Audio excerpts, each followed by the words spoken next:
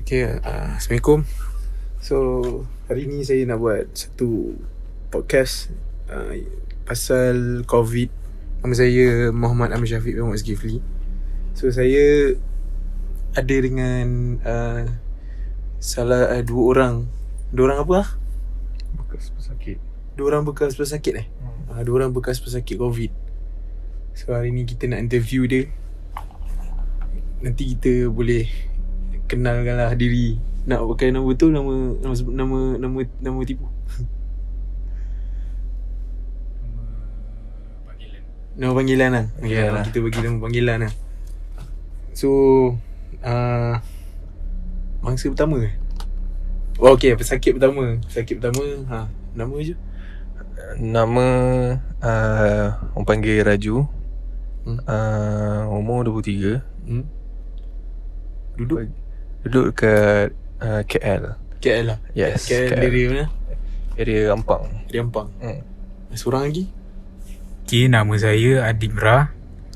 Saya duduk area KL juga. KL area Keramat. Umur 23 tahun. Okay. So macam mana first yang korang dapat tahu korang terkena disease ni? Ni adik cerita. Sebab dia yang first. Maksudnya apa? First dapat tahu positif atau first Macam mana first symptom dia? first symptom? First symptom dia bermula kita orang lemah badan, orang demam, semua. So macam saya terus hilang bau dengan hilang rasa. Dari rasa dan dari bau. Oh, So bila dah dalam seminggu juga saya macam tu. Lepas bila saya rasa macam tu, saya terus pergi klinik. Tapi klinik cakap saya hanya demam biasa. Tapi dia tak boleh detect macam ni confirm COVID lah. Dia tak memang boleh. tak tahu dia demam lah. Faham? dia tak ada pun nak suruh direct pergi hospital. Dia cakap demam biasa je. Jadi saya pun balik rumah. Dah 2 hari tak elok juga. Saya terus pergi hospital. Sebenarnya saya nak check untuk demam saja, tapi doktor cakap tak apa, just to be safe, check sekali untuk COVID. Kira buat swab juga. Oh, faham. So, hospital mana? Saya pergi hospital Gleneagles Gleneagles KL, yes. Oh. And then? Lepas tu bila dah buat swab tu, dalam sehari, saya buat hari ni, esok pagi doktor call. Dia cakap saya positif. Tapi dia cakap dia ada bagi kata-kata semangat. Dia cakap tak apa, jangan risau, kami semua ada dengan awak.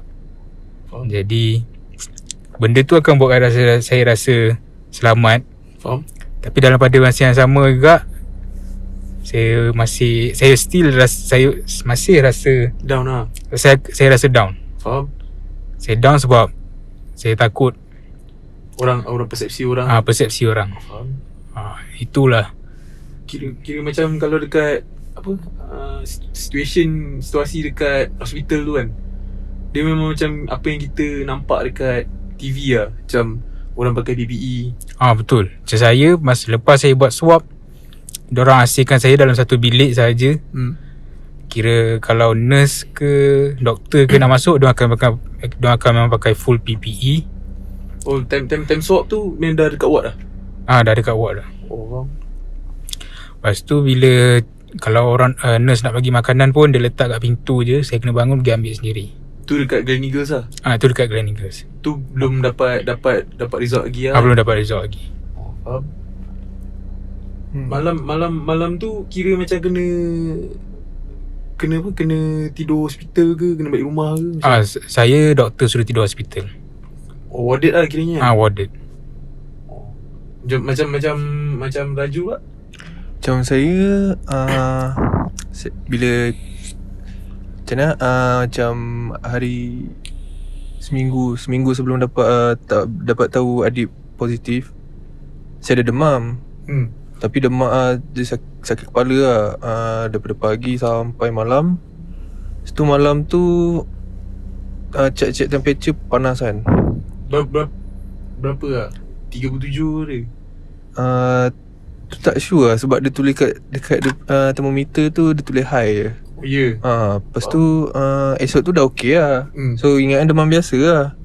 So dah biar macam tu, tengok adik kata dia positif. So siapa yang kontak rapat dengan dia, sebab kita orang pernah pergi show sama-sama. So kira saya kontak rapat dengan dia lah. So saya kena pergi swab.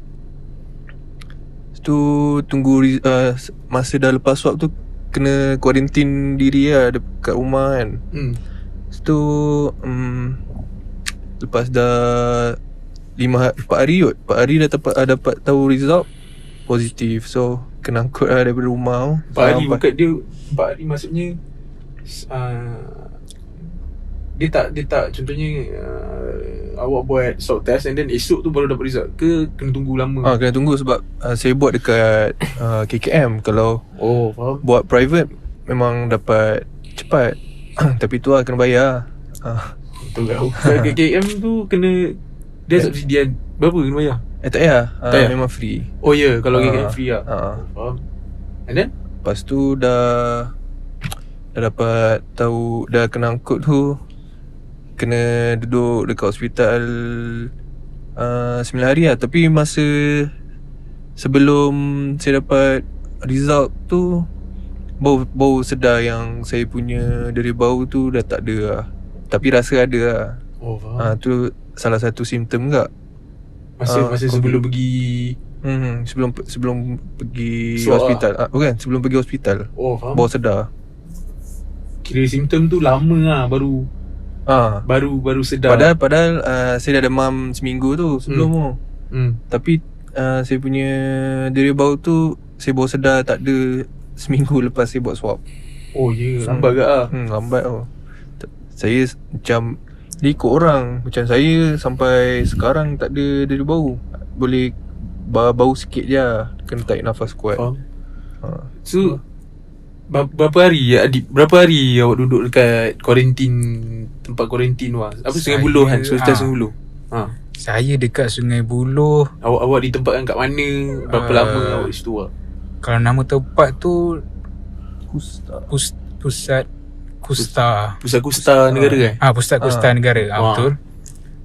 Saya duduk dalam tu dekat 9 hari juga. 9 hari. 9 hari. Lepas tu dalam ward tu bukan saya seorang je. Dia letak dalam 50 orang kat dalam tu. 50 orang. Dia besar. Ward tu besar dewan yang Besar dewan. faham. Kami dalam tu tak ada pun penjarakan sosial ke apa, sebab semua memang dah positif. So memang bebas je dalam tu. Diorang tak ada yang pakai wire ke apa yang kita tengok dekat news. Tak ada. Tak ada lah. Itu ada ward khas dekat hospital Sungai Buloh. Faham. Macam Raju lah. Dia adik masuk sebelum Raju. Betul? Betul. Macam adik masuk dulu kan. So sama tak macam mana adik cakap? Sama je. Tapi yang macam tempat saya tak ramai macam adik lah. Tempat saya satu ward tu ada 16 orang ke. Faham. 16 orang. 16 orang. Adik 50. Macam ni? 16 orang tu dewan tu besar ke? Dewan 16 orang biasa, tak pack lah. Tak pack sangat. Macam adik pack adik. Saya pack. Bila kita gambarkan macam mana, macam kita duduk dalam, kalau pernah tengok movie, movie cerita askar. Kalau cerita Mat Salleh, askar. Kalau yang sakit-sakit semua dia letak sebelah-sebelah dalam satu dewan. Macam tu lah saya. Oh ya? Yeah. Seram ke Tandas dia ada 3, kongsi 50 orang. Tandas 3 kongsi 50 orang. Apa perasaan time awal-awal masuk hospital ni kan? Awal masuk tempat kuarantin untuk orang-orang positif. Saya awal-awal memang saya down. Saya down teruk. Sebab saya fikirkan family saya kat rumah. Faham. Ya, kita kalau macam mana nak cakap, sebab saya tak ada dalam dekat tempat awak kan. So saya kawan awak, so saya tahu lah macam mana rasa dia kan. So macam mana nak cakap, apa lah yang awak punya paling terkesan sekali lah dekat diri awak kan? Macam awak baru masuk, once awak dah melangkah masuk dalam kuarantin, apa dalam otak awak? Saya fikir sebab saya punya tu tempat tu ramai orang bercampur-campur. Faham? Ada orang asing, ada orang Malaysia juga. Oh. Jadi saya macam saya macam terkedu lah. Oh, Saya terkedu. tak boleh nak speechless lah, tak boleh nak cakap apa, speechless. tak boleh nak cakap apa lah. Faham? Macam Raju lah. Macam saya Happy saya je? tak adalah happy. Tapi cuma sebab macam mana, dah ramai kawan-kawan saya yang, siapa yang tahu saya positif, dong banyak bagi kata-kata semangat So saya tak adalah down sangat sebab dah Benda-benda saya rasa macam benda tu dah jadi kan. benda dah jadi, nak buat macam mana kan. Betul. So saya pasrah je lah. Tapi dah dalam tu, yang orang-orang yang positif semua ada yang borak dengan saya. So saya tak adalah nak Rasa sangat seorang. benda-benda tu lah. Tak ada rasa sorang-sorang yang tu. Faham. So tu je lah yang buat saya Terkesan lah. nak hadapi tu, kira saya okey je lah. Tak ada nak sedih sangat. 9 hari tu ibarat macam macam mana lah nak Lama. cakap? Lama lah. Lama gila. Apa lah aktiviti dalam kuarantin punya tempat lah? Macam saya dalam kuarantin tu, saya makan, saya tidur. Kira dari contohnya kan, kita ambil normal being punya ni kan, bangun kita bangun pukul 8. Kadang orang bangun selalu pukul berapa lah kat kuarantin tu? Kami akan dikejutkan pukul 7 lebih. Dikejutkan? Ya, sebab pagi tu nurse akan datang untuk check temperature badan dengan blood pressure. Blood pressure. Then So bila dia akan panggil seorang-seorang, so bila dah kena kejut tu, nurse tu tak datang dekat katil, kena beratur ke? beratur. Oh, faham. So lagi tengah hari? Daripada pagi sampai petang tu memang bebas buat apa-apa. Saya pun kalau saya akan dah bangun pagi tu, saya baring, saya main phone, tunggu matahari naik sikit, saya duduk luar, berjemur sekejap. Saya akan bersenam sikit, sebab doktor pun cakap kalau boleh bersenam sikit kat luar tu. Faham. So bila dah bersenam setengah jam tu, saya masuk balik, saya baring, saya tengok Netflix sampai petang. Oh, itu je lah awak. Kat situ memang makan, tidur. Kira makanan kat sana cukup tak? Macam Raju ke Adik boleh cakap? Cukup je. Dia akan bagi makanan pagi, tengah hari dengan malam. Lauk? Petang Petang ada tak? Oh, petang pun ada. Dia bagi minum petang. Kira petang kan. empat kali makan lah. Setengah cerita. Pagi breakfast nasi lemak, macam mana ke? Bagi Macam saya biasa mihun, nasi goreng, mi. sama. Faham? Easy made lah. Kira macam ramai kan. So macam mana? Aduh, tak ada pula soalan nak cakap. Dia macam apa, contohnya kita dah sedia maklum macam COVID ni ibarat macam benda negatif dekat orang akan pandang kat kita.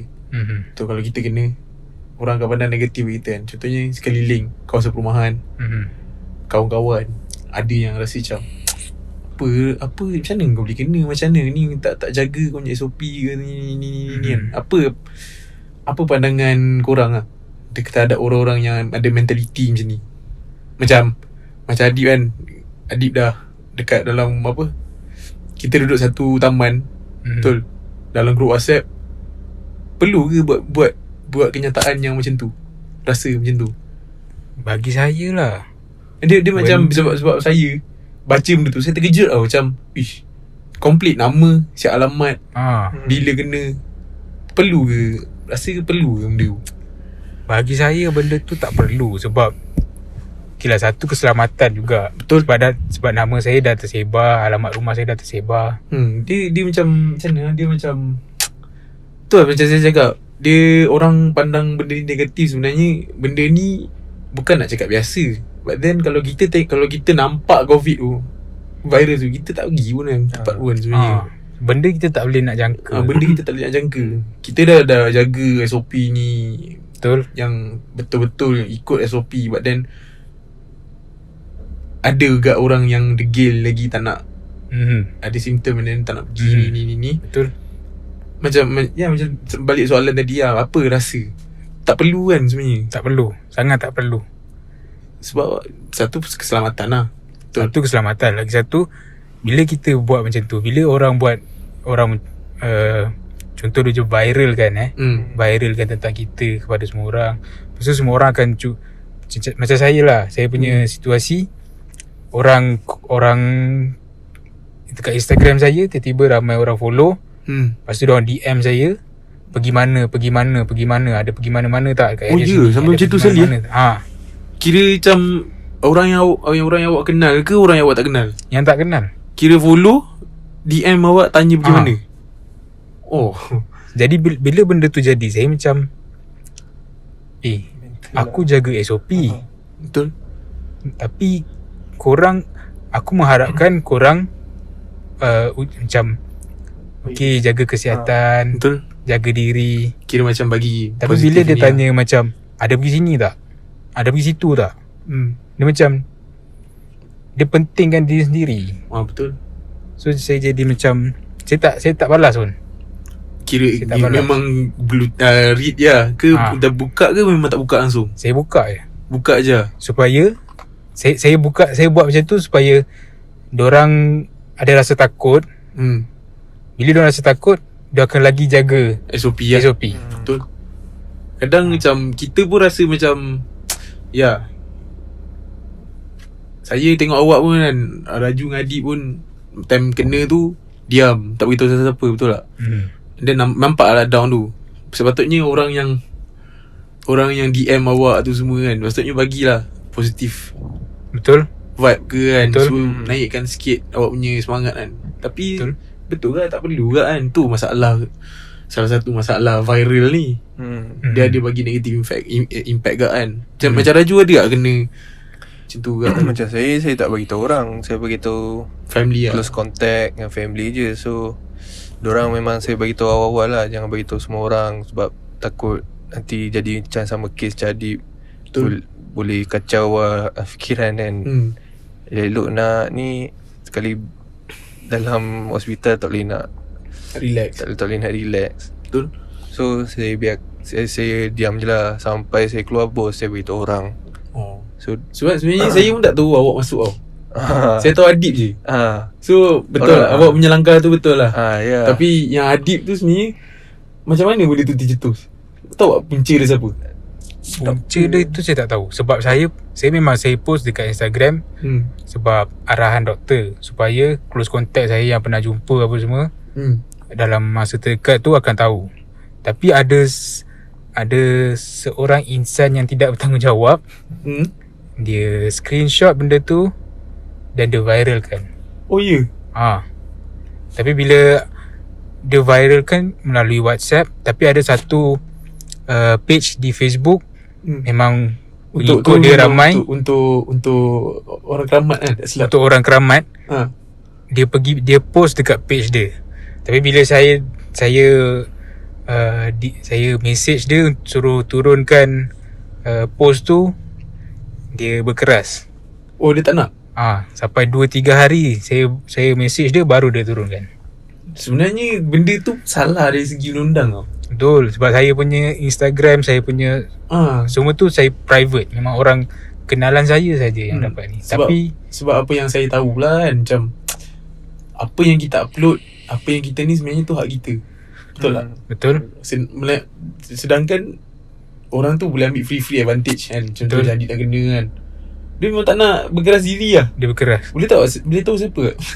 Itu saya tak tahu admin dia siapa. Page tu lah yang naik kan, tak nak turun kan.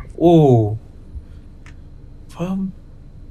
Tapi yang screenshot dan viralkan tu saya masih tak tahu siapa. Raju tak ada lah. Dia, awak kat sini kita duduk satu taman, tak ada rumours ke? Tak ada lah, sebab memang saya gerak ambulans sampai pun malam.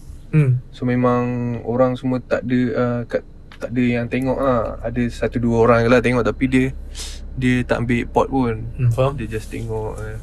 Apa pandangan awak kan tentang macam makcik-makcik kepoci? Makcik-makcik kepoci, Bagi saya- pakcik-pakcik kepoci yang mencuri bawang kan. Macam jinjiran yang jenis suka nampak Bagi saya benda tu nampak ni negatif kan. Benda ni sebenarnya benda ni nak jadi. Tapi kenapa orang boleh cakap buruk? Kalau makcik yang, kalau dorang yang apa, suka membawang kan, dorang rasa sendiri. Hentikan lah. Rasalah sendiri kalau positif. Tengok pressure dia macam mana. Tapi masalah ni macam okay, hidup berjiran. Tetapi sebelum benda ni jadi, tak ada pun nak bertekuk siapa, Betul. nak ambil kisah. Betul. Tapi bila dah benda ni jadi, tiba-tiba tahu nama penuh, Betul. alamat penuh. Tu standard perkampungan apa Melayu lah. Perkampungan Melayu macam tu lah. Macam saya sendiri jinjiran memang saya kurang lah. Ada dalam jiran sebelah bercakap lah. Tapi yang jinjiran lain saya jenis yang tak bercakap sangat. Sampai macam tu sekali dia Betul. Sampai Betul, tahu macam nama tu. penuh lah. Uyo.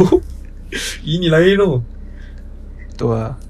Dia, macam adik KKM sampai lah pergi dari rumah ke rumah. Saya diambil ke hospital. Oh, kira orang tak tahu lah, tapi yang menyebabkan benda tu viral, orang tu post. Faham? So nak tanya satu lagi kan, macam mana, macam apa bila korang baca satu status tu kan, yang ada orang cakap coronavirus ni menipu. Ada satu page tu lah, saya tak nak mention. Saya ada baca satu page tu, dia cakap coronavirus ni menipu. Apa awak boleh cakap kat orang macam ni?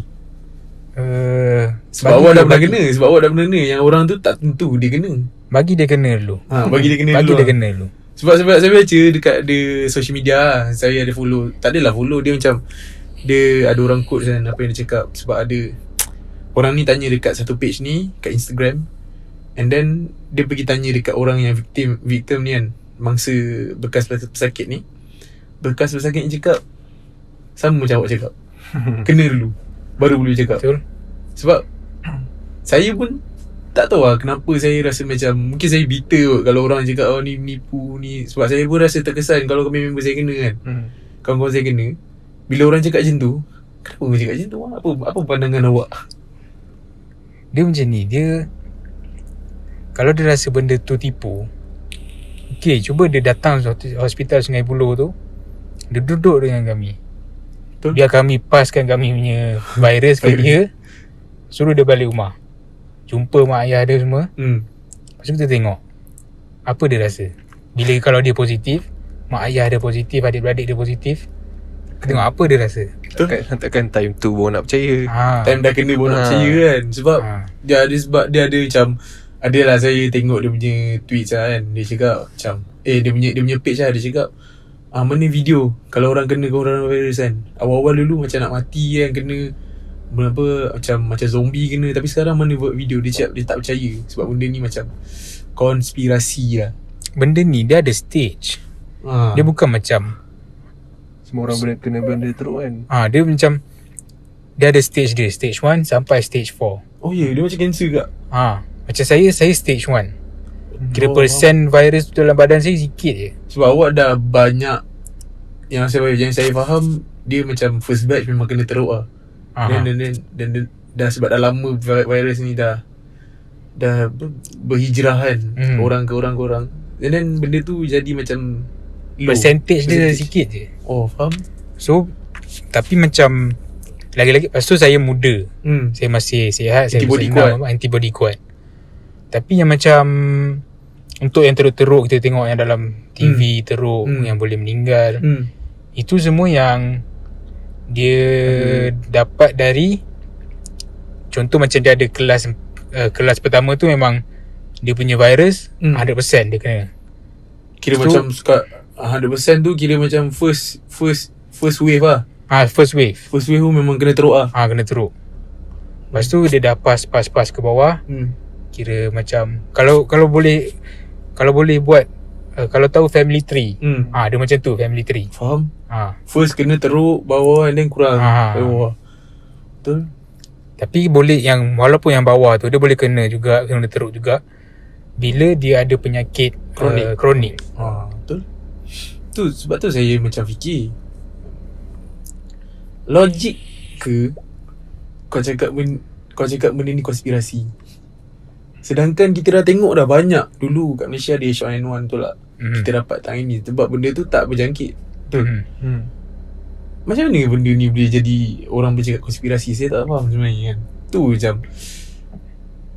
orang Malaysia ni dah nak terlampau taksub konspirasi ke apa kan. Macam kita pun, umur kita pun ada je yang taksub. Tapi tak adalah sampai anggap benda ni main-main, anggap benda ni tak ada. Sebab saya sendiri pun terkesan sebab kawan-kawan saya kena kan.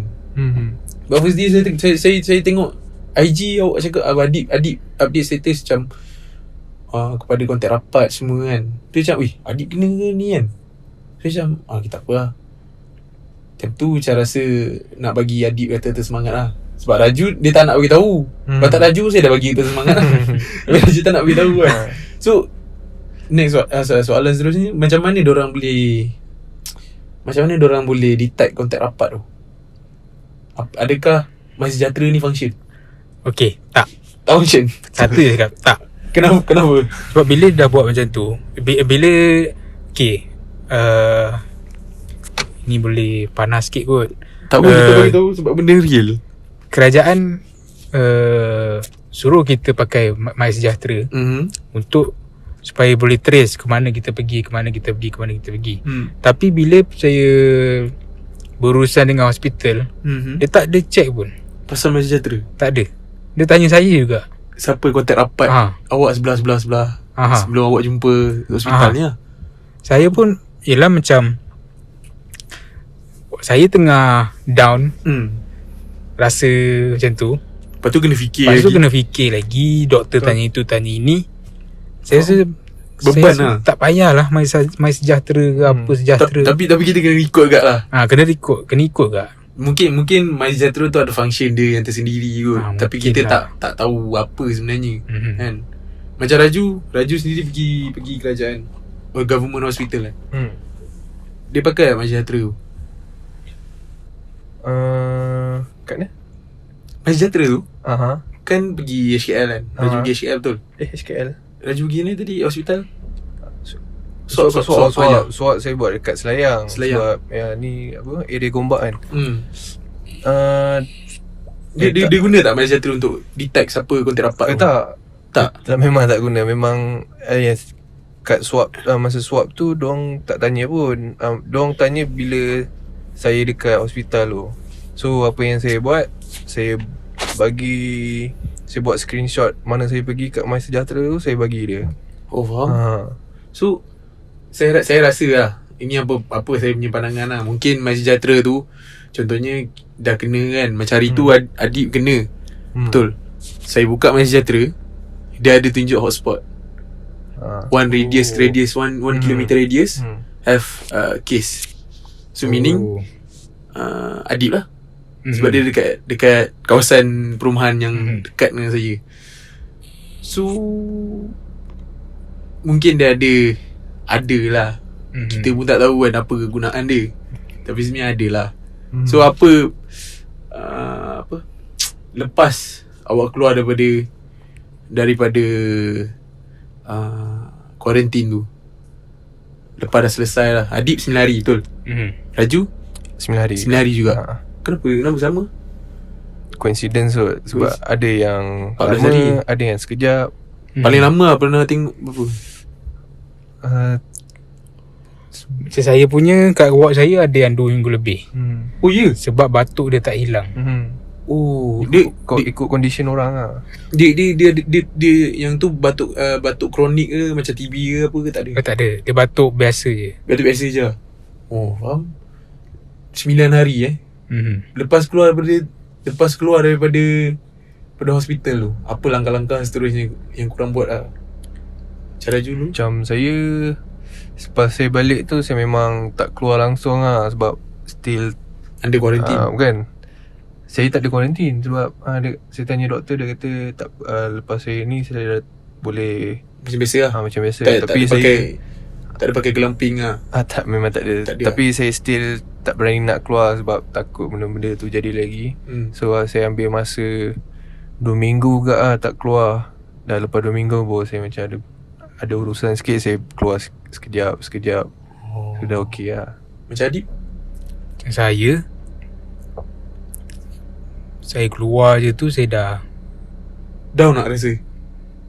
Saya tak rasa down, tapi saya rasa marah dengan jiran. Jiran sebelah-sebelah Sebab saya ada contohlah macam hari tu saya ada order makanan melalui Foodpanda. Tapi bila saya keluar untuk ambil makanan tu, adalah macam budak-budak kecil main kat depan rumah. Lepas tu ada pakcik duduk sebelah rumah saya. Pakcik belah kanan belah kiri? Belah kanan. Kanan. Belah kanan.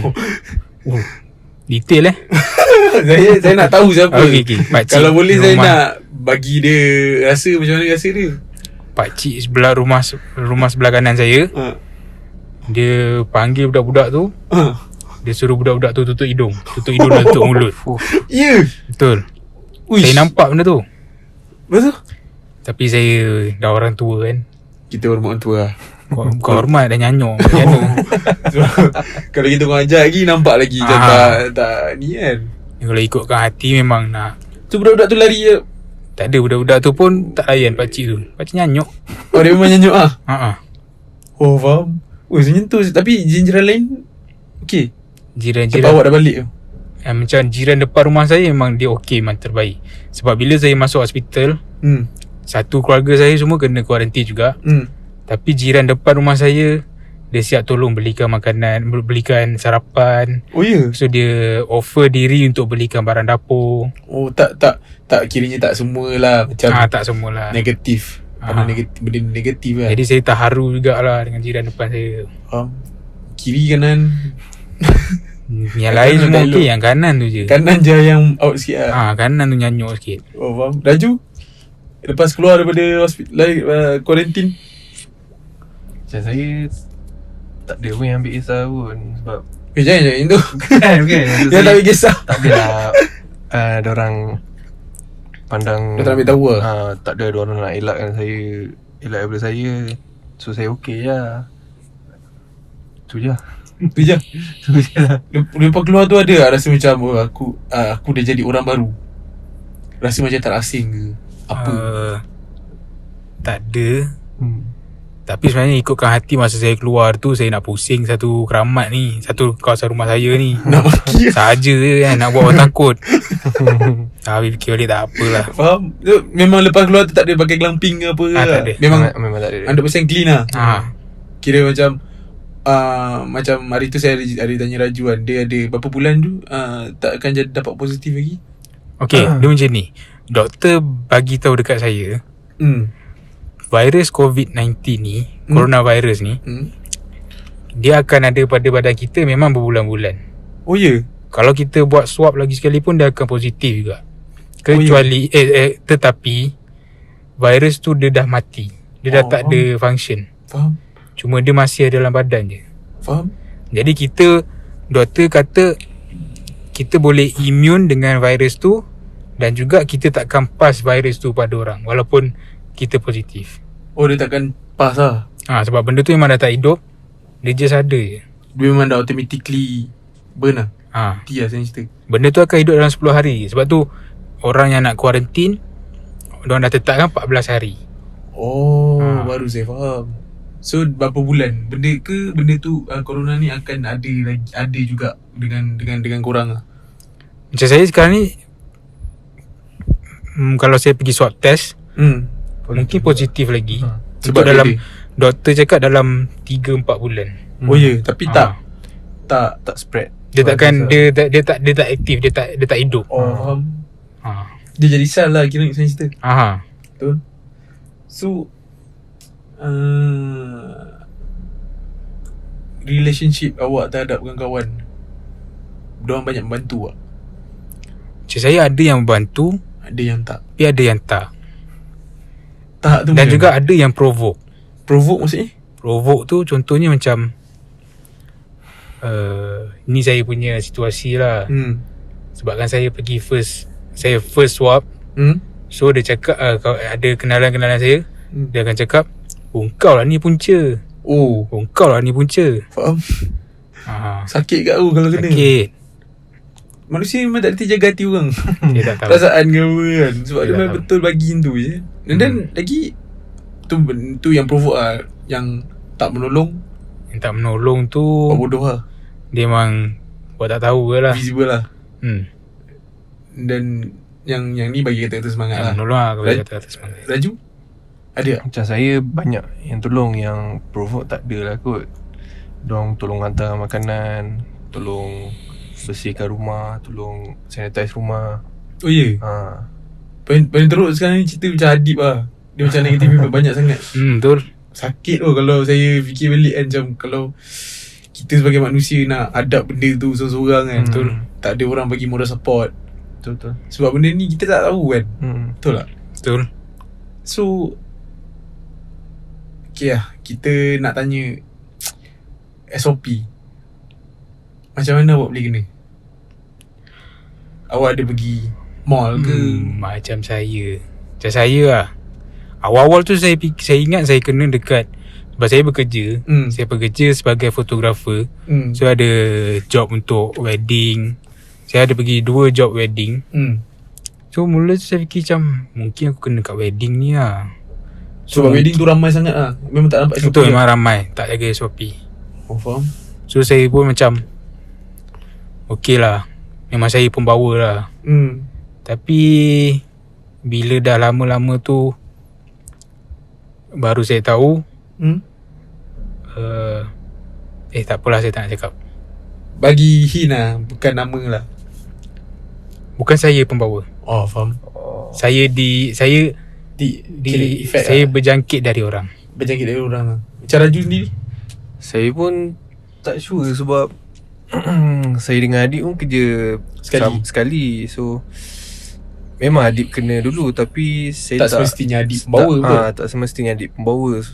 Tapi tu lah, saya sampai sekarang tak tahu daripada siapa. Daripada mall ke bukan lah. Tu pun tak tahu, tak Tu tak sure. tahu lagi lah. Sebab saya part time rider GrabFood. Sebab saya nampak macam orang Malaysia ni tak particular dekat SOP kan. Walaupun dalam mall. Kalau awak pergi lah dekat PV lah, awak nampak memang tak ada penjagaan sosial langsung. Sebab saya sendiri pun, saya dilabelkan sebagai frontliner, betul. Walaupun saya part time lah, saya didudukan sebagai frontliner. Saya nak jumpa orang pun saya takut. Nak jumpa yang, sebab saya pernah hantar dekat pusat kuarantin yang kalau orang balik dari luar negara kan, kena duduk dekat hotel tu kan. Saya sendiri pun takut. Ini orang yang kita tak nampak virus tu kat mana. Diorang boleh macam buat tenda, SOP. Ada yang mask pun mask kain yang tak efektif. Betul. Mungkin diorang, macam mana nak cakap dengan diorang ni? Diorang ni kategori yang sebagai apa? Degil ke apa kan? Degil Degil lah. Degil. Sebab kebanyakannya orang-orang yang berumur. Bukan orang-orang yang macam baya-baya range 30 ke bawah. Ni mesti 30 ke atas. Walaupun kita tak nampak dia, kita tak tahu dia punya ni, tapi kita tahu dia ni mesti mungkin umur dia lebih daripada 30. Betul tak?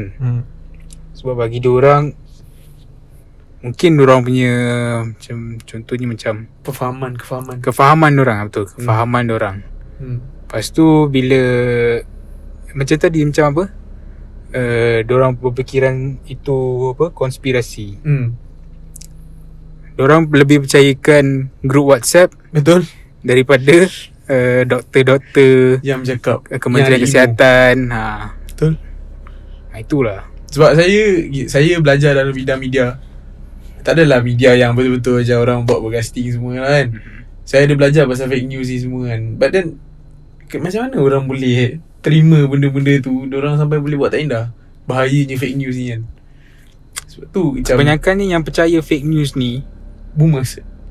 Ya, maaf saya cakap Kebanyakan ni yang selalu guna aku makan garam dulu. Faham? Betul. Kita budak-budak lah. Aha. Betul. Diorang buat-buat tak indah. Betul. Macam saya kan ada satu kali saya hantar dekat kawasan kampung lah. Dekat area Hulu Langat macam tu, Ampang macam tu lah. Saya pergi hantar. Dekat tempat pakcik-pakcik tu lepak, betul langsung tak ada penjarakan sosial. Macam kita pergi lepak mamak, kita jaga tau. Macam jom sikit. Walaupun dengan member, kita tahu member kita macam mana. Meja sebelah pun kita takut. Betul. Sebab kita tak kenal. Betul. Ini kan duduk satu meja, ada dekat 8 orang bercakap. Kita tak kenal dia siapa kan. Kadang ada orang yang tak kenal. Sebab tu saya fikir saya ni terdedah dengan virus ni kan. Kita tak tahu kita kena ke tak kan. So last question lah. Apa pesanan dekat orang yang degil ni, yang rasa COVID ni menipu, rasa COVID ni konspirasi, rasa COVID ni tak sakit. Apa dari segi mental, dari segi fizikal, apa pesanan awak korang dekat orang yang masih berdegil, tak nak jaga SOP, tak nak scan QR code MySejahtera, tak nak kuarantin diri sendiri walaupun diorang ada simptom, tak ada simptom. Apa pesanan korang? Pesanan saya lah, ikut je arahan Kementerian Kesihatan. Tak susah pun jaga SOP. Betul. Pakai mask pun tak ada masalah. Ikut je. Daripada bila kita tak ikut arahan ni, macam sekarang kita dalam perintah kawalan pergerakan bersyarat. So benda ni efek dekat, contoh kita tak ikut peraturan, tapi orang lain yang akan terkesan. Contoh orang hilang kerja. Betul. Orang tak dapat pergi kerja, kena buang kerja. So kita jangan selfish, kita ikut je untuk kebaikan semua orang. Betul. Okay. Tu pesanan Adib lah dekat Itu orang pesanan yang ni lah.